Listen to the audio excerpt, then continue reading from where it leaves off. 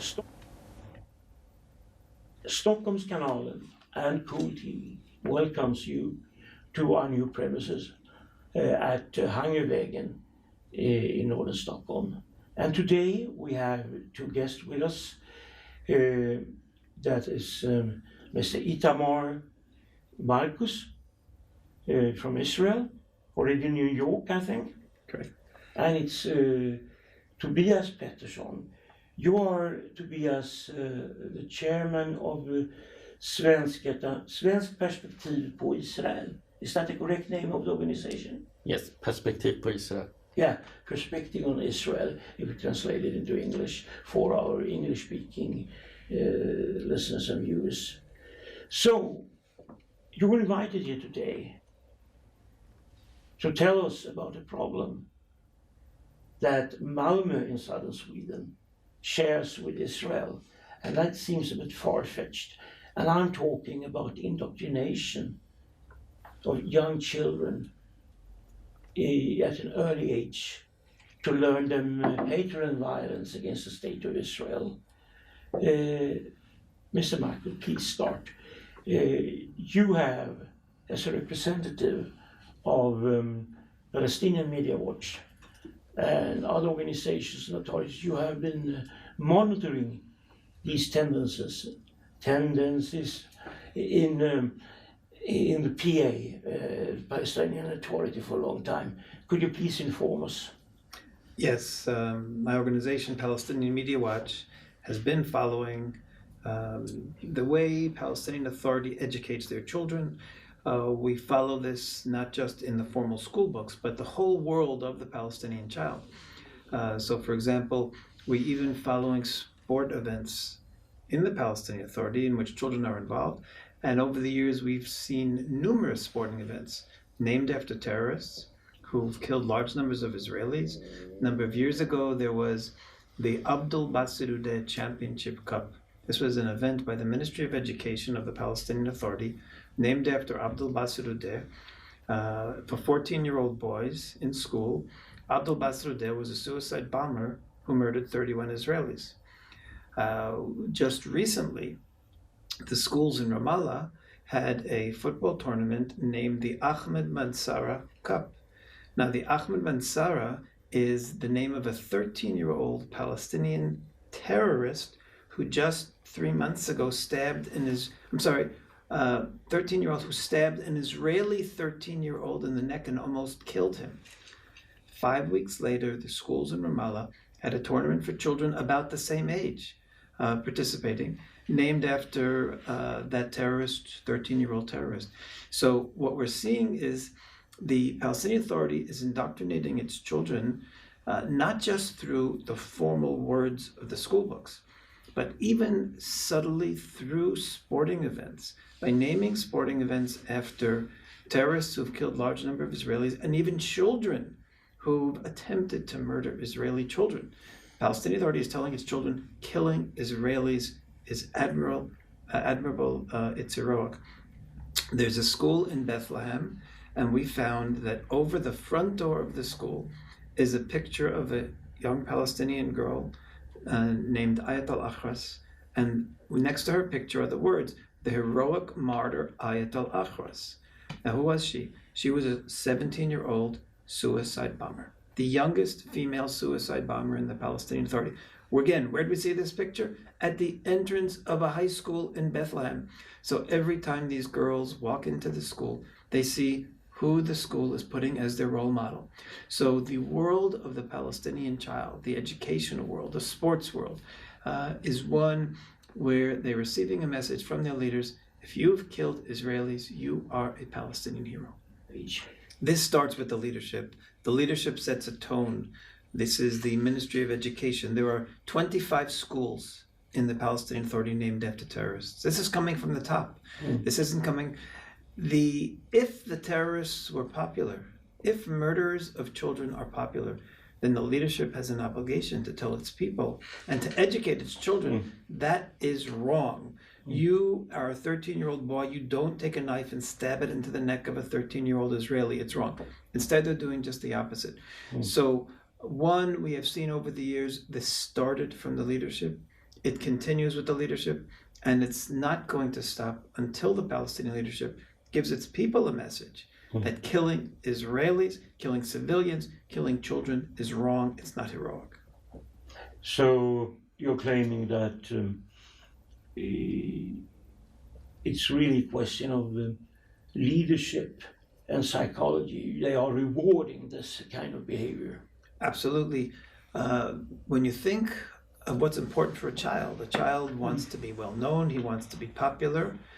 And the message of the Palestinian leadership to its children is if you want to be popular and a hero, then you just have to attack an Israeli. And by the way, it doesn't start with killing.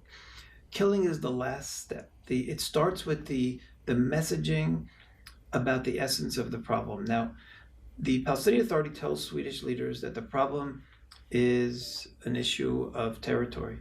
They tell their own people that that's not the problem. The problem is the essence of the Jewish people, the essence of the Israeli people. And I'm going to give you some quotes now from the Palestinian Authority Children's Program. It's the most popular and important children's program on official PATV. You have young children, can be as young as 10, 7, sitting in the studio audience. And they have had these children recite the following poems in recent years.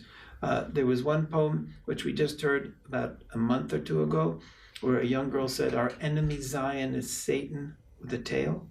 Satan with a tail. This is the 6th child we've heard reciting this poem in recent years. Another girl had a poem also last year with the words, "The Jews are the most evil amongst creations, barbaric monkeys and wretched pigs." Another girl said on the same TV program, "The Jews are despicable pigs, they rape the women in the city squares." In other words, what we're seeing in the educational messages to children on official educational TV is that the Jewish people, the Israelis, the Zionists, are evil in their essence. We're Allah's enemy, we're Satan, monkeys and pigs, we're subhuman, we're monkeys and pigs. All of this demonization is part of the world of the Palestinian child. And of course, then when the last stage is, and therefore they have no right to exist because they're Allah's enemy. So then killing then becomes a logical step because, of course, these are Allah's enemy. And then when the killers become heroes, all the pieces fall into place for the Palestinian child. And that's why in today's current terror campaign, 50% of the terrorists are under 18 and 10% are under the age of 15 because that's all they've been exposed to. I'll even further. The 15-year-old terrorist, the 14-year-old terrorist who stabs an Israeli and tries and even kills them, some of them, I don't even think they're responsible. They're not responsible because they've never had a world of decency. They've never had a world where they were taught to see Israelis as normal people, as worthy of life. So when a child at age 7 and 8 on TV is learning that we're monkeys and pigs and God's enemy, and at age 13, they're in schools, they're participating in sporting events where those who killed Israelis are heroes. Well, of course, that child never had free choice. That child, I expect free choice of an 18-year-old. These 14, 15-year-old terrorists that the Palestinian Authority has created, the kids aren't even to blame. It's the leadership that are to blame. You see. Have these racist allegations by school authorities and teachers have, I shouldn't say, I should mind my language, I shouldn't say allegations, I should say racist, libel accusations, or ever so on, to be more exact, because this is much more grave. I mean, words like you said, pigs and things like that.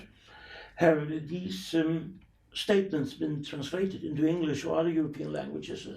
Absolutely. They're on the Palestinian Media Watch website, which is palwatch.org. Yeah.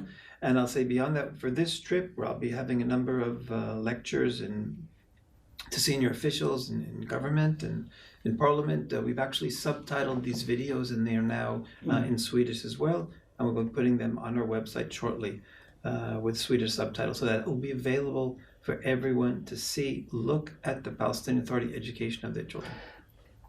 They've been translated, but are they being watched? Yes, they are. They are? Yeah. Well, that's encouraging. Thank you, Itamar. To turn to you, Tobias.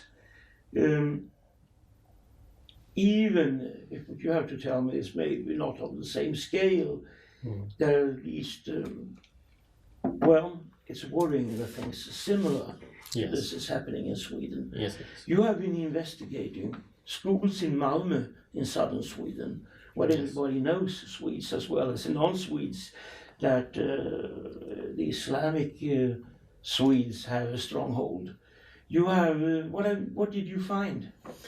What I found was in social media, there was pictures in the website, on the Facebook site of a Swedish pro-Palestinian NGO called the Palestinian Center for Justice, Palestinska Rättvisecentret.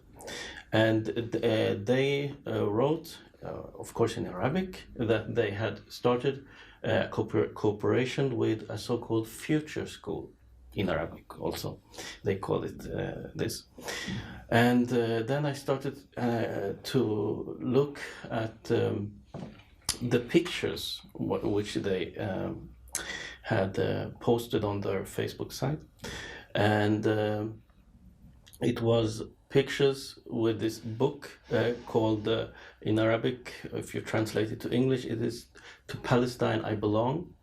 And there were a map of so-called Palestine, which had erased totally Israel from the map. So there was no Israel, and I can show you and the viewers here how this looks. It's like this, and there is no Israel, but all the countries that is bordering Israel is on this map. And it says above here, map of Palestine. So there is no Israel in this book, and in the world of these children, there will not be Israel. And first, that was the first thing I noticed. Then I got hold of this book, this booklet, this textbook, and I got it translated. And what I found was a message of promoting terrorism, of linking children, the children of Palestine, to violent intifada, that they are the initiators of intifada, and and it also promotes the Hamas movement as heroic, and they are doing heroic deeds. So, and also you could see in this book the rhetoric of Hamas mirrored. And also you could see children that were throwing stones, and then you had the text in Arabic saying, "This is a brave boy throwing stones at the Israeli soldiers and tanks." So all this is a violent message to the children that they should be connected to this kind of story, the story of that where Israel has no place, and there is no justification for Israel to exist, and this is totally not what the Swedish schools are teaching the children, but these children were taught this in a Swedish municipality school. And what I found out after very long research was that these schools, this was one school actually, they have the NGO, Palestinian Justice for Palestinian. We have to cut. No, government. Is that what you're referring to? The Palestinian NGO that had this education material, they had visited a municipality school, but it was rented out to another NGO that the municipality is renting out the schools to. And these these kind of activities are not monitored or by the authorities, they cannot do anything about it, or they don't want to do anything about it. That's the question. Are the authorities aware of this abuse in the Swedish school system? I have made them aware because I sent them this material about this book and about this education that was taking place there, and they responded in a way that I am very disappointed, because they responded about 1 month after I sent them emails, and I sent email to the headmaster, and I never got any reply from the headmaster what is taking place in that school, because first I didn't know, was this part of the official curriculum of this school, or was this part of something else, because nobody wanted to help me from the municipality.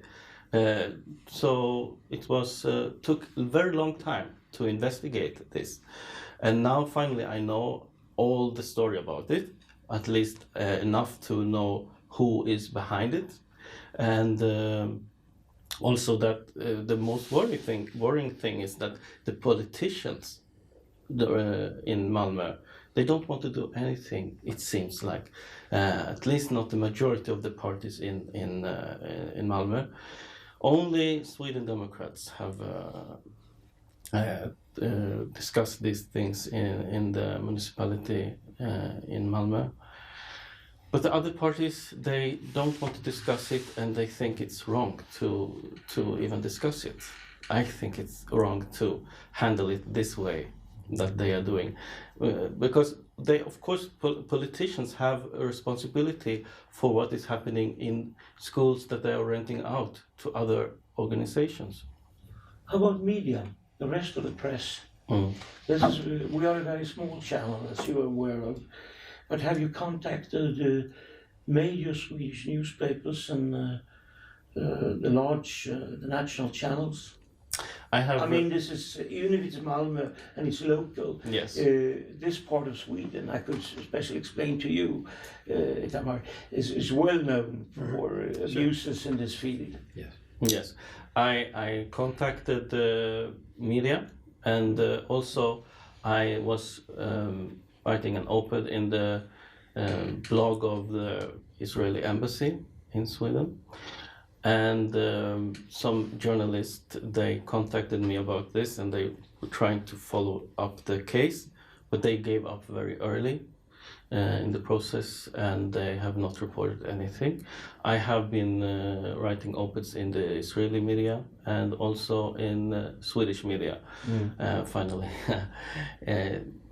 So there is information about it in Sweden, in the Swedish media, but the Swedish politician they don't want to discuss these things, and I think it's very worrying, because they say that these kind of activities can go on, and they cannot monitor it. They should not monitor it, and if the only thing they suggest is that we should go to the police if we think there is something criminal going on there, and they don't want to act themselves.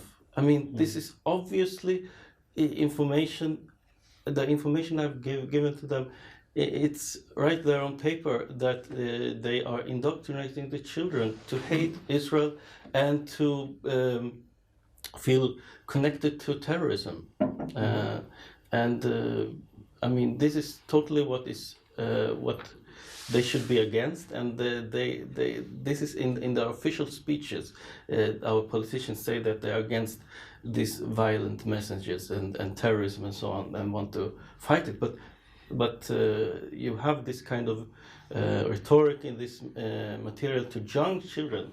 From I saw the pictures from these schools, and they were very young. They could be like 6-7 years old up to maybe 13 years old, and they are not even from Palestinian background, all of them, because in this material I found out they were also talking about other countries in the Middle East when they were talking about the home countries, their home countries. Um, so this is taught to an Arabic-speaking audience of children, of young children, and I also use a lot of your material, the Palestinian Media Watch, when I talk about what is going on with aid, with the Swedish aid. So I can compare it, and I see very much the similarities. What is going on in Sweden and what is going on in the P8 territories and in Gaza. So now I think the Swedish politicians should act on this. How will you interpret it, Tobias? Is this some kind of, how should I say, laziness or I don't care attitude, or is it a conscious cover-up? I don't know really, but I think it's like the Swedes in general, they don't want to discuss these things because one thing is they don't know, and they think maybe this is only a political material. It's about political attitudes, and it's nothing about terrorism. They may think in this material just because it's about the Israeli-Palestinian conflict. In this, they automatically ignore it and say, well, this could be just labeled as political views. Itamar, Mr. Marcus, I hope you don't mind that I'm calling you Itamar. Insist. No. Is this news to you? Are you surprised, or did you know that these actions of the Palestinian authorities, the Palestinian Authority of their school system, that it had effects outside of Israel and Palestine? I'm very aware of it. I hadn't known specifically about Sweden, but I'll give you an example. There's a young man, I guess he's now late 20s, early 30s, who grew up in London, Muslim. I've spoken with him at conferences and talked to him extensively, and he has told me, and he's told publicly at these conferences, how he was brought up in London to hate Israel, and the hatred of Israel goes over then into hating Jews, intense demonization. He was a very unique person, and how he participated in these demonstrations with signs, kill the Jews, kill the Israelis. And then when he decided on his own to get more information, and he realized that his educators, his family, his friends, they've all been lying to each other about reality. He started studying it. He actually flew over to Israel, where he learned firsthand how well he as a Muslim was accepted in Israel. And in fact, he said the only ones who discriminated against me in Israel were the other Muslims of the Palestinian Authority when I went there, because I was darker skinned. I was discriminated against, that's what he said. Today he's a great friend of Israel. But the point that I'm trying to say here is he learned hatred of Israelis and Jews in British schools, born in Britain, growing up in Britain. So I unfortunately am not surprised to hear that the Muslim educators in Malmo are teaching the same kind of hatred. And remember, when it starts with hatred of Jews, it immediately slips into hatred of Israel. It slips into hatred of Jews, and that can also slip into hatred of all the others, all the infidels, the Christians. So hatred shouldn't exist in any child's world. Or other Muslims. Muslims that don't have the right views. That's right. The Muslims, right? If they're Sunnis, they'll be hating the Shia. So it's exactly, once you're taught to hate people who are different than you, you'll end up hating everyone who's different than you, and that's what's critical here. There has to be a message of acceptance of everyone, of loving everyone with the difference of opinions, the difference of ethnicity, the difference of backgrounds, difference of belief. That has to be a message that children are brought up with. And I would hope that the Swedish authorities, first of all, because in principle it's wrong, they should do something. It's in principle wrong to educate children to hate, but on a pragmatic level, even if you don't care about the principle, you are just educating children to be future haters, future terrorists, future violent people, and everyone in Sweden will pay for it, not just the small Jewish population. What would you like to do? How would you like to, start countermeasures? Please. Well, the only thing you as Swedes, you're the ones who have to really. Yeah, but I thought we start in Israel. Oh, in Israel, what are the countermeasures that we're trying we to talk do? about it to start with in an international perspective. That's why Yes, I turn to you, right. and I will I'm waiting for Tobias to follow up on the Swedish scene. Well, there's actually a very interesting common denominator here, which is that the Swedish government is funding the Swedish schools, but the Swedish government is also funding the Palestinian schools and the Palestinian Authority. So they actually have a responsibility in both areas when it comes to Israel and the way Palestinian children are taught to hate Israel, to hate Jews, to see us as inherently evil. Sweden has a moral obligation to use its influence as a donor. And when I say use its influence, it can't just be general statements like we've heard, oh, people should stop inciting. It's way, way worse than that. Sweden and all Western donor countries should be conditioning their funding on the end of hate education. We have been saying this message for years now in foreign parliaments, and I said it here a number of years ago in Swedish parliament as well, at an event that we had here. And unfortunately, because Sweden and the other donor countries did not listen, today we have 13-year-old terrorists, 15-year-old terrorists, 18-year-old terrorists.